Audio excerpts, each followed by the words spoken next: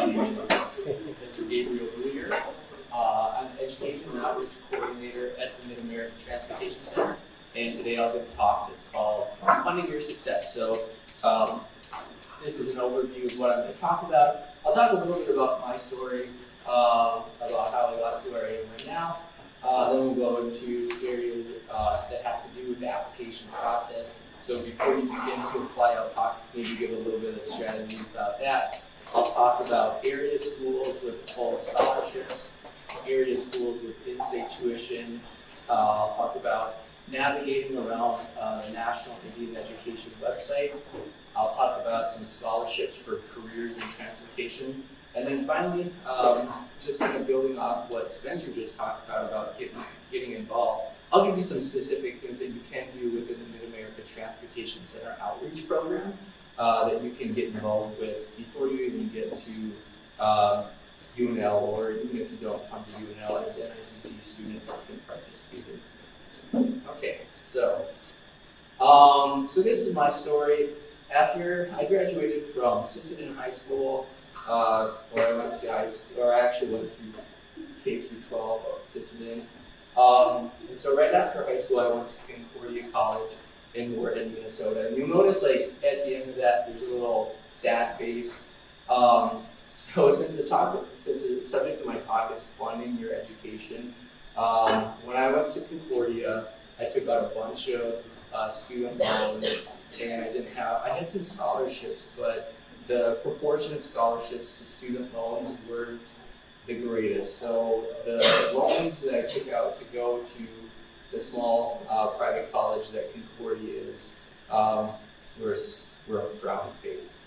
Today in this talk, I'm going to talk about smiling faces and talk about ways that you can get an education without having to expend that kind of money. So I'm not saying there's nothing negative I'm saying about the kind of education or that experience that you would get at a small private liberal arts college. I'm just saying that in terms of finances, it's going to be a lot more.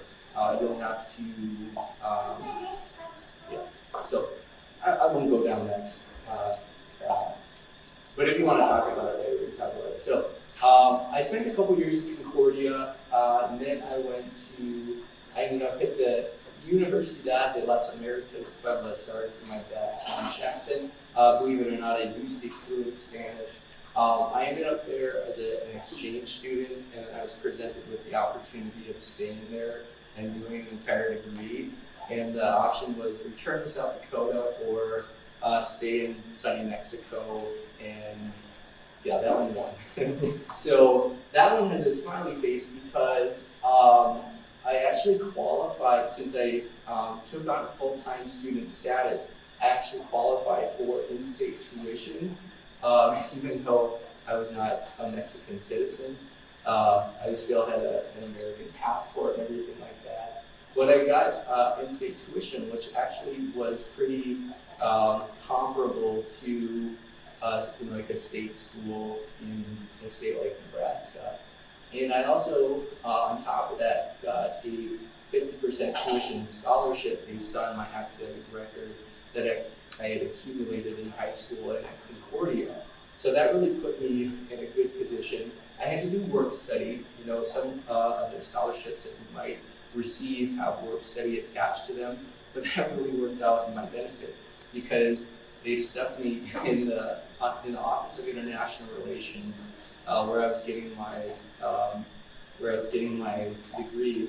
I didn't speak hardly any Spanish, and they're like, "All right, go, be an office temp."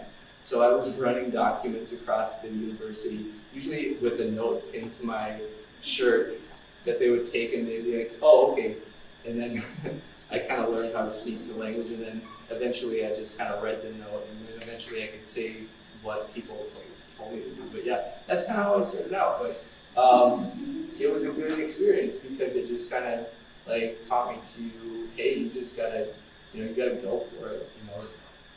Just jump in the deep end and teach yourself how to swim, and pretty soon you'll be afloat. So I studied there. I got a degree in international relations. there's a period in there where I studied at another university in Mexico when I was doing graduate school. But while I was at the university, when I was studying for the international relations degree, I realized what I was really passionate about was philosophy, the subject of philosophy. And I realized that, and I had realized this long ago, like what I wanted to do was go to graduate school. I wanted to go to graduate school. And I thought for a long time I was going to do it in something like international relations, but then I changed my mind midway. And so I started to look into graduate programs in philosophy. But the way graduate programs are set up in the United States, it's often difficult to go into a graduate program with full funding if you don't have a degree already in that program. So I went from one undergraduate to another undergraduate, and that was at the University of Minnesota Morris. Now, the Minnesota Morris line has a smiley face.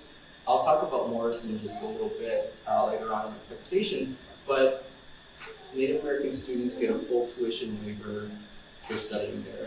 That is, you get a free education by going there. And I also applied for other scholarships and fellowships.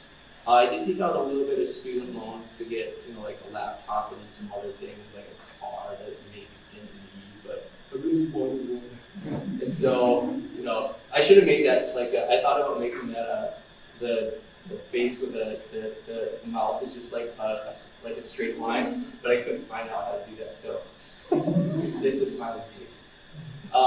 And so I went there, and luckily, since I got a degree at the University of the Americas, which is a United States accredited school, I was able to just go in and do the required courses for my undergraduate, so I didn't have to take any core classes or anything like that, which is nice. So I finished that degree in 2 years, and then I applied to graduate programs. And applying for graduate programs is a very intense and often miserable process. I applied to 16 different programs, and I got accepted to 3. And I chose to come to the University of Nebraska, and that's where I've been here since 2011. I'm at the dissertation stage of my PhD, my doctorate program, which means that I'm all done with coursework, and I've passed some qualifying exams, so I just have to write a dissertation. Someone in this room is on that dissertation committee, so that'd be Chris. So, Chris is on there, so he bothers me every once in a while. He's like, how's that dissertation coming? I'm like, Chris, I've been working on a conference, but I'll do it afterwards. And so, that's where I'm working. And I also work full-time at the American Transportation Center, doing work that I love. Because like Spencer was talking about, just because you have a degree in something doesn't mean you have to work in that, right? My degree is in international relations, philosophy, and now more philosophy, and I work in educational outreach. They're not, STEM educational outreach. And so the joke around the department is, oh, look at Gabe, he just walked in with a master's in philosophy, and now he's teaching STEM. So you don't really, like the jobs that you can get, like Spencer said, the people that are hiring you are just looking to see that you can commit yourself to something, that you can, stick it out and put in good hard work, and then, come out at the end with, with a degree or with some qualification that you can show that you can do that. So just keep that in mind as you're going through this process. Didn't think about that. All right. So that's kind of my story. And so the smiley face. I got the reason I accepted my offer to UNL was the funding package. So I was a graduate teaching assistant for many years, which means that I had a full tuition and scholarship and then a stipend for living. So I got that covered. I also applied to and received an American Indian Graduate Fellowship. And so that's one of the things I'll talk about in this presentation. That's a national Indian scholarship that's available to all of you. And then I also did take out some student loans again. I should have made that a serious face, but it's more smiley than serious, so we'll be doing that. So that's my educational journey. So the first thing I want to talk about is before we begin to apply. So the first thing is setting aside some time. And the awesome thing is that you guys have already started to set aside some time.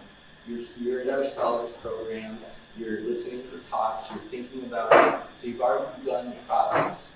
Now, there's going to be some more time that's needed, like in the future, and then doing all these things takes time. But luckily, this presentation will be available to you, so like when you're thinking about this again in the future, you can get access to this. You can go to some of the links that I have. You can look at those, and you'll have the information at hand when you're thinking about this in the future. And also, you'll have my time too. I travel to Macy on a Winnebago on a weekly basis, and you'll have my contact information if you want to set up an appointment. I'm free to talk about, like, I love talking about this stuff. And like Spencer said, we're here to help, and I'll do anything that I can do to help. So it just takes time, so I'm willing to offer my time. Talk to someone about it. So in this room, who can you talk to? You can talk to me, you can talk to Dr. Chris, you can talk to Marissa, any Dr. Larry, we're all here to offer as much. Dr. Aaron is here. We're all here for that reason. Now, who at NICC does the transfer process? Who's in charge of that? Is that Dawn? I believe that's Troy. That's Troy? Mm-hmm. Troy seems like a really cool guy. I've been talking to him a lot, so. He's okay. What's your name again?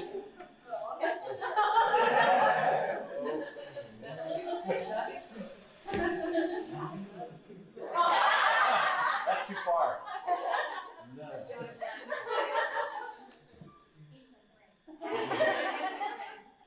But like Troy, I bet just schedule an appointment with him. I don't think he would say no. But yeah, it's talking to people is how these things get started. That's how you get to make a plan. It's just questions. People are going to ask you questions. Like, what do you want to do? Where do you see yourself in a couple of years?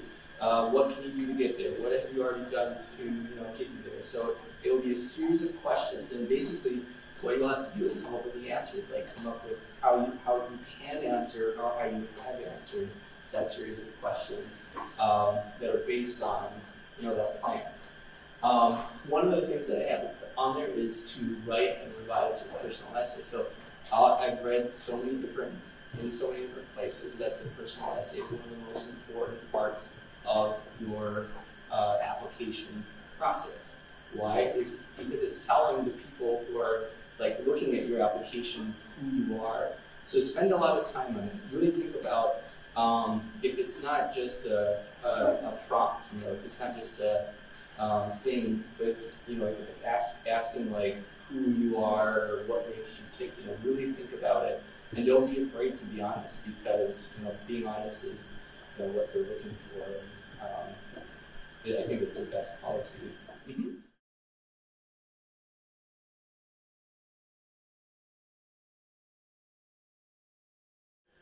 Oh, they'll usually specify. For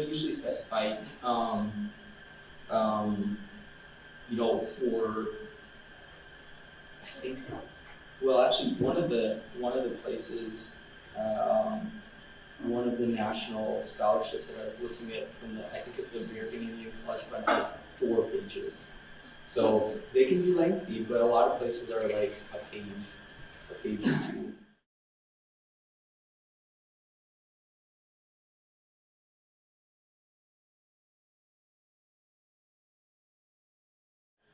Yeah, their essays are very structured, because they say like, speak to this point, speak to that point, speak to this point. But if it's just a general theme, I guess that's the one I was talking about. But each of those things, if they're asking a specific question, make sure that you speak specifically to that. And again, this is one of those things where I would be willing to look at an application. I won't speak for anything else. I'll say I will. And then the last point is cultivate optimism and patience. So, optimism is basically not the opposite of pessimism. So, like a pessimistic person is going to be like, oh, I'm not going to apply to anything because I'll never get anything. No, that's kind of the wrong attitude. A lot of these places that we've been telling you about are looking for very promising applicants. So just some of the information that you've heard today is enough to give hope.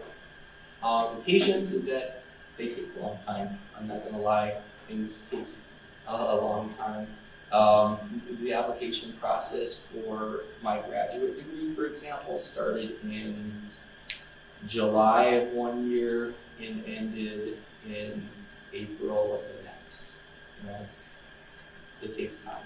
So that's why it's good to have things that you can do to keep yourself occupied so you're not constantly thinking about it. Okay, so any questions so far? Okay, the next area is the area schools with full tuition scholarship. So I'm going to talk about 3 four-year institutions that are around this area. We have UMM, we have Wayne State College, and also the University of Nebraska-Lincoln.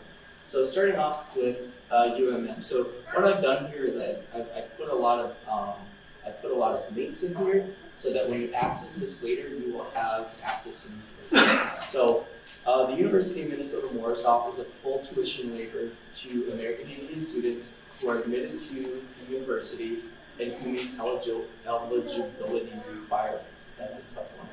So here are the requirements. The explanation is because at one time there was an Indian boarding school on the UMM campus, and the state of Minnesota stipulated that from henceforth, or at a certain point of its history, that it would give free tuition to all Native students who applied. So here are the here's the eligibility requirements, and then here's the procedure for applying to a waiver, which basically says you have to apply to the college and get admitted, and then turn in a form that proves your proves that you meet eligibility, and then it'll show up on your financial aid. So in addition to that, you can apply for other scholarships and fellowships.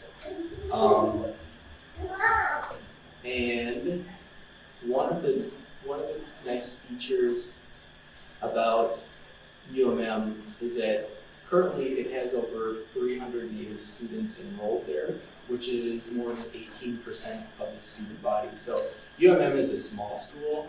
I think for a couple thousand students. So it's it's much larger than UNL, that's for sure. So it's very small, and it has a lot of Native students on there, and they have a very strong Native program.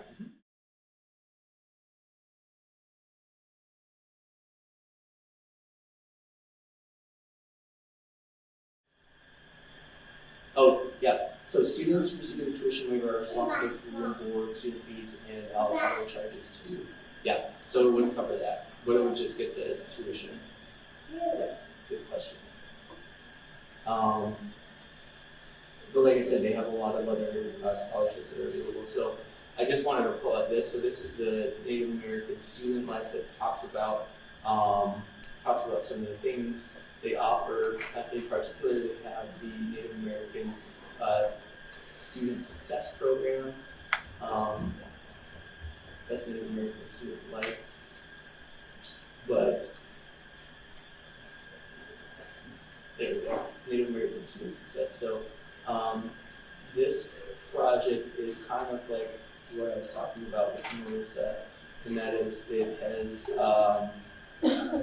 counseling, it has you get advising on academic advice, career and financial aid. It has a very strong social group. Like the group there meets every week, but they have like activities every week as well. And then they put on a really big powwow too. So they have the orientation. So this information is up for you to look at, for you to sort of like think about being part of a group like that, because as we'll talk about tomorrow, like Native American student groups are really important for succeeding in college because of like the benefits of being part of a community within like a larger body like the University of Nebraska, or in this case Minnesota. And so that's one of the schools that's included in the full tuition scholarship school that are around this area. I think it's about a 7-hour drive, probably 5 hours from DC. So any questions on Lawrence? All right, so the next school is Wayne State. I found that Wayne State College offers a 1-year non-renewable full tuition scholarship to specifically tribal college transfer students. So I put a link to the application here, and so it's maybe what is that? I don't know. I'm gonna download a virus. If I do this, it gets it right.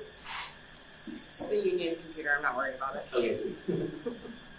Or maybe one of them. So, okay. Well, the application kind of is just like, it's got a few questions that you answer, and then it has some things that you would have one of your either teachers or one of the faculty or the administrators at NICC fill out.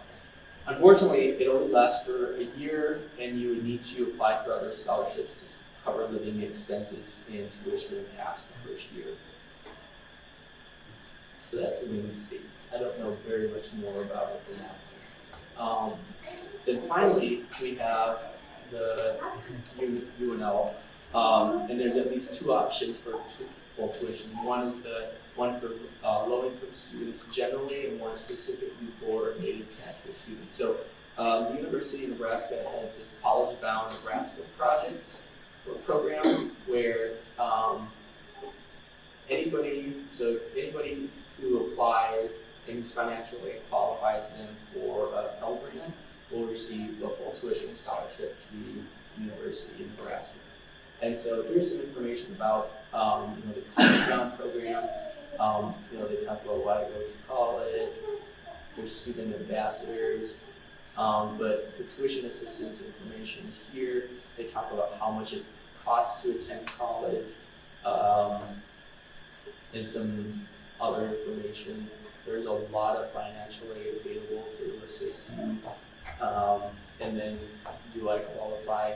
So you have to apply for the FAFSA. And I imagine if you're an NICC student, you've applied for a FAFSA already, right? Oh yeah, you will. Oh, that's good. Very good. So, but pretty much everyone else has applied for the FAFSA, right? Yeah. So, you have to fill out the form, and like I said, way back at the beginning, these things take time. So that's one of the other things. But if it equals like a full tuition scholarship. The next one is the Native American Tribal College Scholarship. So that's Riddell. Who recognizes this young lady? Rebecca, yeah. You'll find this on this page. There's a Heritage Scholarship, but this one,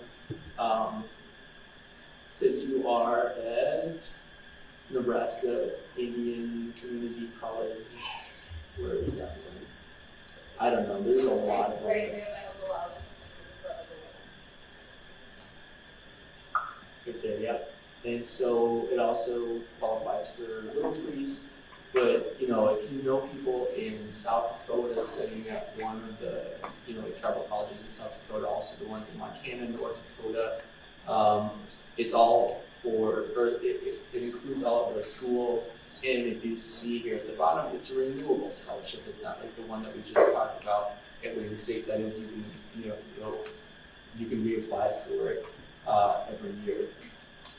So that is a full tuition scholarship, but that just covers, you know, tuition. There's also room and board. So for that reason, I've included the full list of transfer scholarships. Now, this was part of Riddell's presentation, so you'll have this information available to you. So these are all the ones that he touched on. And then on the next page of my presentation, I have links to other ones. So the Chief Standing Bear Journey for Justice Scholarship is one that's offered by Joe Starita. And that might be a comprehensive one. Kind of not really depending on where you study. Some of these are specific to what your interests are. So going way back to the beginning of the presentation when I asked you to think about, you know, make a plan. So making a plan will be based on, you know, like what you're interested in. And a lot of these scholarships do tailor towards specific interests. So we'll see that especially when we go into the national scholarship page. But the next one, for example, on the list has to do with architecture. So if you're interested in pursuing an architecture degree, the Gary and Elizabeth Bowen Scholarship fund Native Americans interested in architecture, and now it's not like paid in order to get a degree from their programs. All right, area schools with in-state tuition. So I'll talk a little bit about the University of South Dakota, since we have a University of South Dakota rep here, and then maybe she can add a little bit more. But it's part of, but this point, the first point is that Nebraska is part of the Midwest Student Exchange Program, which offers in-state tuition to participating states. So schools in the state of like Illinois, Ohio, are part of this program where you can go to those schools and receive the tuition that an Ohio resident or Illinois resident would get. I think North Dakota is.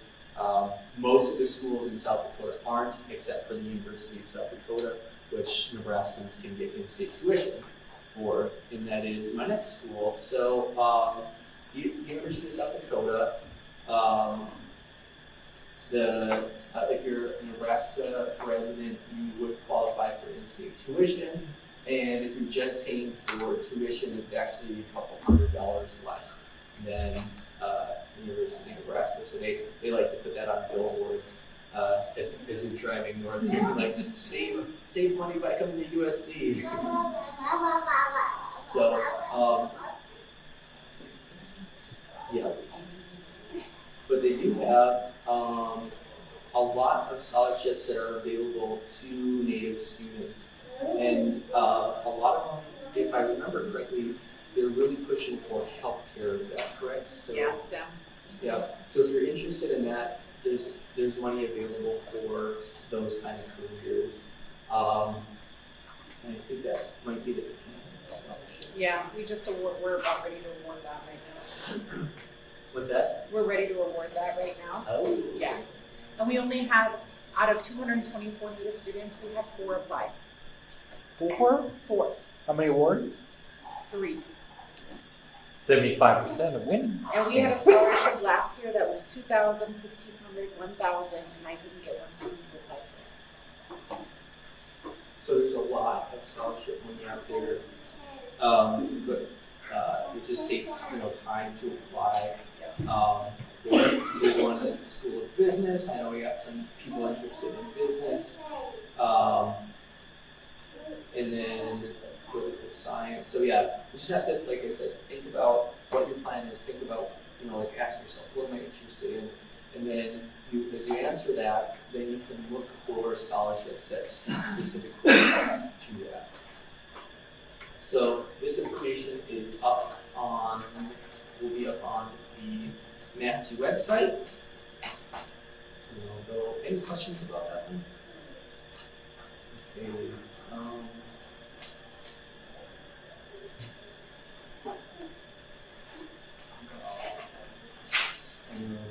How do we?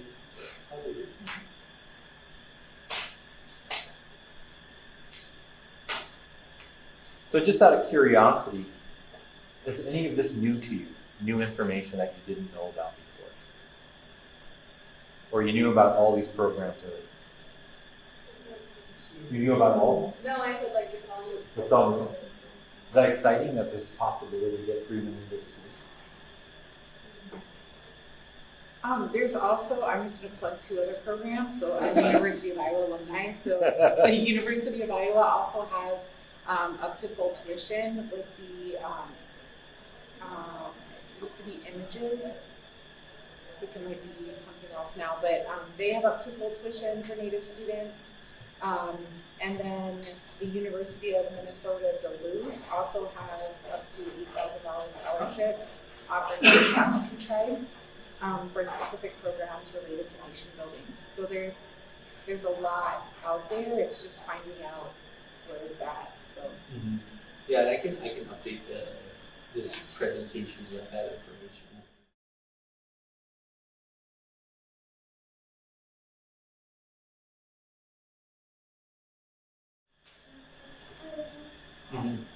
Yeah. Once you get through one, the rest become easy. Like when I was doing my philosophy applications, it was just like, clicking off boxes.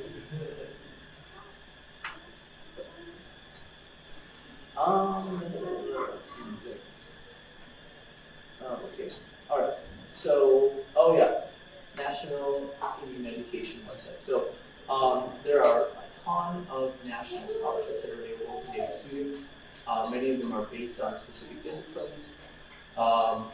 So here's a tip that I found as I was preparing for this presentation. When you go to a lot of these listings, you might find information that's out of date. So you might need to Google the specific scholarship to get the updated information. So it might be, for example, or another thing you might find, I'll show you an example when we go to the American Indian College or American Indian Graduate Center Fund Foundation is that like a lot of them are closed. So that won't let me do that. So maybe I will just Google this one. So a lot of the cycles close and then they don't open up again until the next cycle. So you might just have to kind of write that down. And then keep that in mind.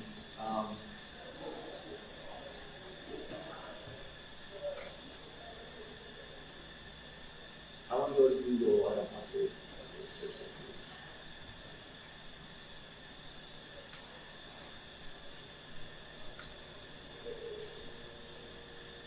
Graduates. Okay, so I applied when I was going to graduate school, I applied and received $5,000 every year for graduate school. So that's split up over 2 semesters, so $2,500 in the fall and $2,500 in the spring. And all I had to do for that was just fill out the application. For this one, you do have to give a copy of your tribal registration and write an essay. And I did that, and I got it. It took like an afternoon. So they have all kinds of levels of scholarships. So, for example, if you're applying for an undergraduate degree after, or even like an associate degree, but if you're looking for help in applying to someplace like, University of Nebraska, so they have all these things that are STEM. This one is business. This looks like a really good one, $5,000 a year. Vet medicine. Just this one looks banking, business administration. So yeah, you'll notice close.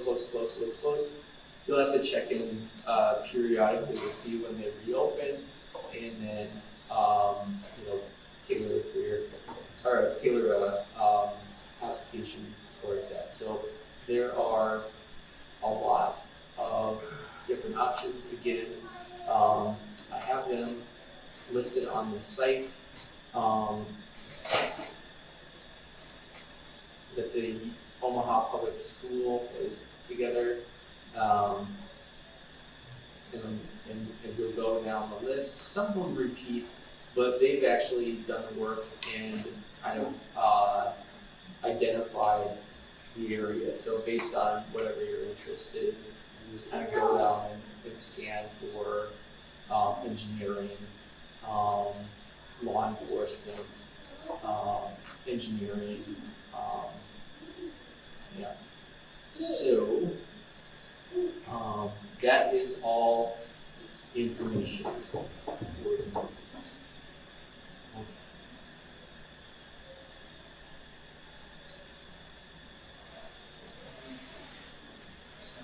Okay, and so coming towards my final slides, it wouldn't be a presentation for the American Transportation Center if I didn't mention a transportation-specific scholarship. So the Dwight D. Eisenhower. Oh no, I'll start ahead. I got ahead of myself. The UNL actually has a specialization for transportation in the civil engineering program. So Sydney is doing that, and then she's going to proceed on to a master's with a specialization in transportation. And so that's within civil engineering. So essentially, if you're interested in transportation, there's scholarships that are available to you. Just getting through engineering, got information from Mr. Spencer. But specifically, there's the U.S. Department of Transportation Dwight D. Eisenhower Transportation Fellowship. So the purpose of that is to attract qualified students to the field of transportation education and research, and to advance transportation and workforce development. Eligible participants are students pursuing degrees in transportation-related disciplines, starting from sophomore year to doctoral level. So those are basically national scholarships for students who are already in a 4-year degree program. There's 150 to 200 approximately per year, and they range from $1,500 to $35,000 per year. My guess is that the higher amount ones are graduate specific.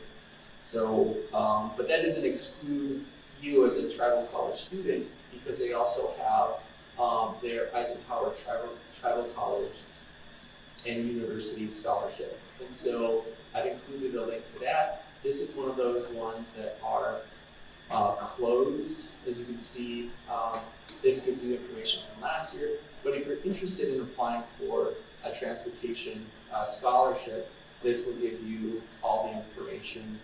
Talk about eligibility.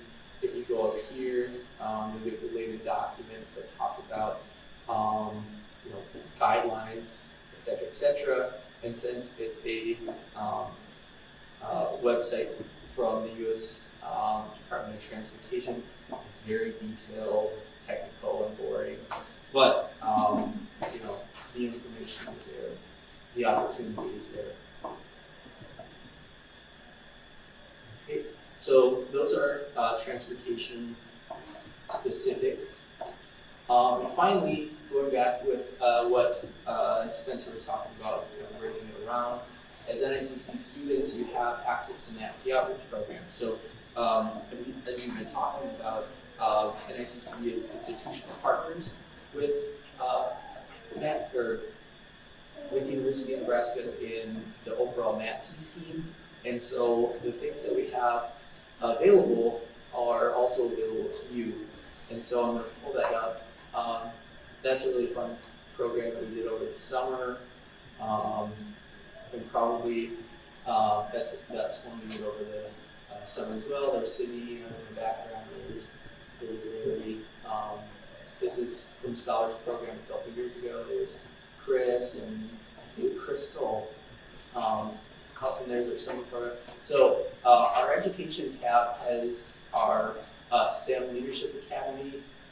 We would love to have some of you guys work there or help us out as mentors. We have our Scholars Program, which you're participating in now. We have internships that are available over the summer. Those are fun. You can work full time with one of our participating